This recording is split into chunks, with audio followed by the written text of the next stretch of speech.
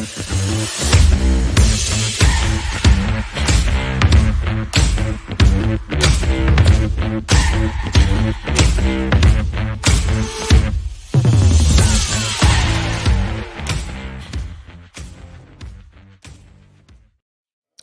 morning, everybody. Great to be with you yet again on the college football recap for On3. My name's Jeff Cameron. Good to have you on board, man.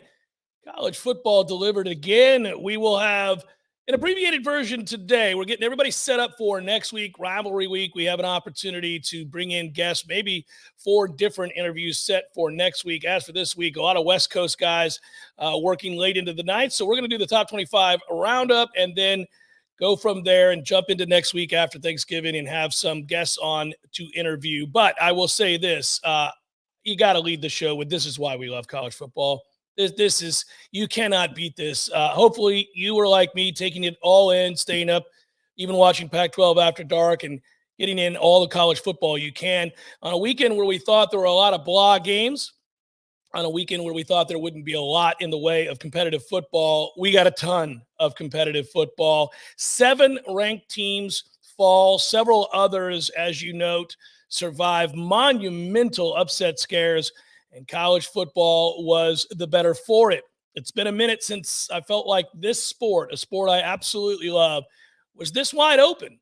Even the elites, I think you look, seem somewhat vulnerable to varying degrees, and a lot is yet to be decided at this point. See Georgia and Ohio State and Michigan and TCU all playing in games that weren't decided until late in the fourth quarter, if not on the last play of the game. And you can't beat that to go along with all of the other upsets. So we'll pop up the top 25 scoreboard and do like we do every Sunday morning at 11 a.m. Eastern. We appreciate you joining us. Like and subscribe and all that good stuff helps others find this. Abbreviated look at the top 25 scoreboard for week 12. And I'm going to start with number 1, Georgia, in a ho-hum win over Kentucky, 16-6. Kenny McIntosh rushes for a career best 143 yards. 19 times with a 26-yarder in the second half that helped Georgia win comfortably 16-6, but kind of a game that you're wondering if Kentucky had gotten that 2-point conversion, could this have gotten interesting? Ohio State in a game right up to the end, another one of those teams we did not suspect would play a close game. They do. They beat Maryland 43-30. By the way, Maryland led this game at halftime 13-10. It was just 33-30 with 6:36 to play. They ice it on a strip sack touchdown. Does Ohio State. Michigan just gets by Illinois. Defensive-minded Illini in this game to the end. Jake Moody, a go-ahead field goal from 35 yards with 9 seconds to play. The Wolverines are 11-0, 8-0 in the Big Ten. They played for much of the second half without Blake Corum, who grabbed his left knee. X-rays do prove negative right now. Structural damage is not there. That's the good news, says Coach Jim Harbaugh. TCU beats Baylor. I want you to watch, if you didn't see the end of this game, it's 29-28. Griffin Kell kicks the 40-yard field goal on the final play of the game. 11-0 is TCU, 8-0 in the Big 12, undefeated with a chance to make the college football playoff. We shall see. But they score 9 points in the final 2 minutes and 7 seconds does TCU. But when you watch the way they execute as the clock is running down, they have no timeouts, getting their offense off the field, getting the special teams unit onto the field to execute that kick. That is a well-coached special teams unit, something to behold there. Now, let's go back up to the top here and start with South Carolina running roughshod over Tennessee. Spencer Rattler throws for 438 yards and 6 touchdowns. South Carolina scores 63 points on this Tennessee defense, which has been suspect, but my goodness, 63-38. That all but eliminates Tennessee from the playoff picture for sure. But sadly, it looks like Hendon Hooker, who was a Heisman Trophy candidate, leaves the game in the fourth quarter with that leg injury, falling to the ground without being hit. That's never good.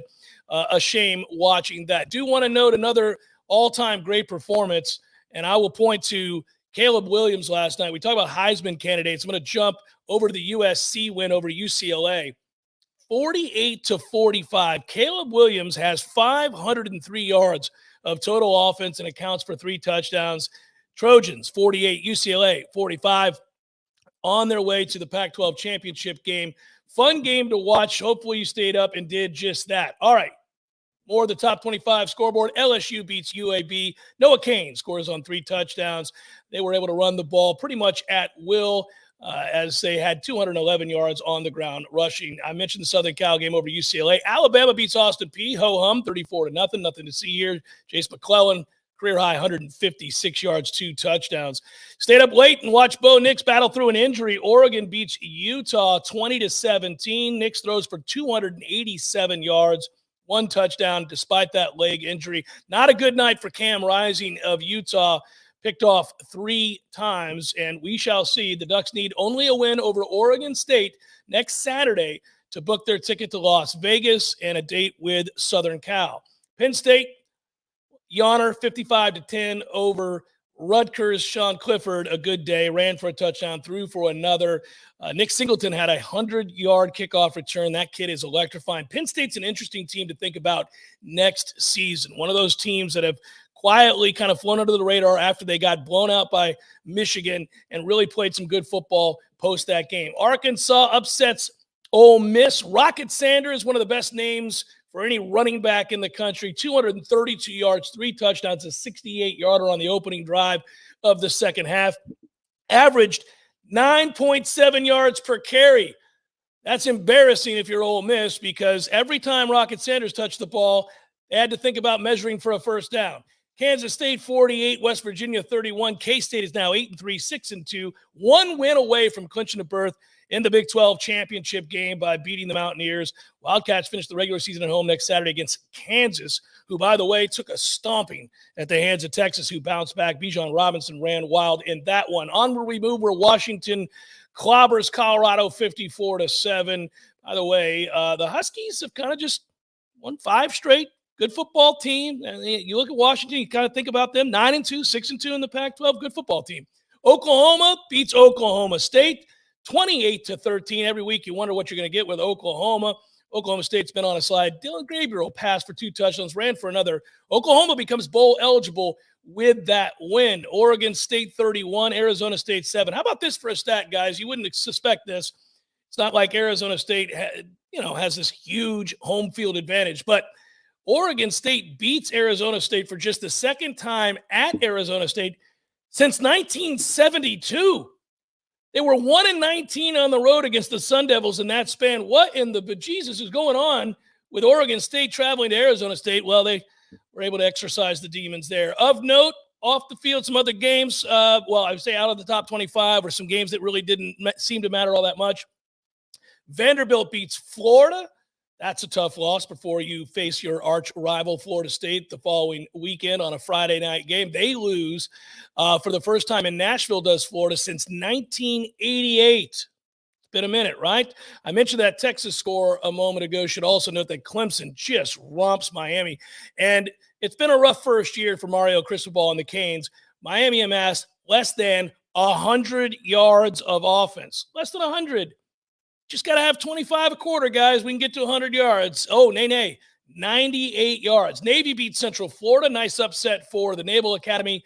17-14 over UCF. Mentioned Army beats UConn 34-17. I always do the military schools. 24-12. Air Force over Colorado State. So it gets us primed, gets us ready as we move forward. I mentioned Florida State's win. They keep rolling as well. They are set up for a matchup against the University of Florida. And you start to wonder about bowl games now. You start looking around who's going where. Well, I mentioned a team like Penn State that's winning and winning big. I mentioned a team like Florida State that's winning and winning big. Got a chance to win 9 regular season games. They'll finish second in the ACC with an opportunity to perhaps go to the Cotton Bowl, a bigger bowl than maybe many suspected at the beginning of the season. I think the other big story right now, as we see some of these ranked teams dropping, is what a jumbled mess it is for the bowls and for these conferences as they try to finish things up. Yes, those top 4 will be intact again this week, but I have to imagine all having survived that scare on upset alert. Now you come down into the weekend where it is rivalry week. Should be a lot of fun as we move forward. A short show, again, as I mentioned, just about 10 minutes today. Next week, we should be packed. We look to have folks on for Auburn, Alabama. Going to look to have USC and Notre Dame, of course, Ohio State and Michigan as well, and perhaps Florida State and Florida will have guests on for all of those games and maybe more. But that's it. That's all for the top 25 this week on the College Football Wrap. Hope you're taking it in. We're here every Sunday, 11 a.m. Next week, a lot of guests. Look forward to having you on board. Enjoy the football today. My guest will be, again, loaded next week. We appreciate you, Director Matthew, as always, producing the show, and all of you who tuned in. Good to be with you. Enjoy the rest of the weekend, everybody. We'll talk to you next Sunday at 11 a.m. Eastern.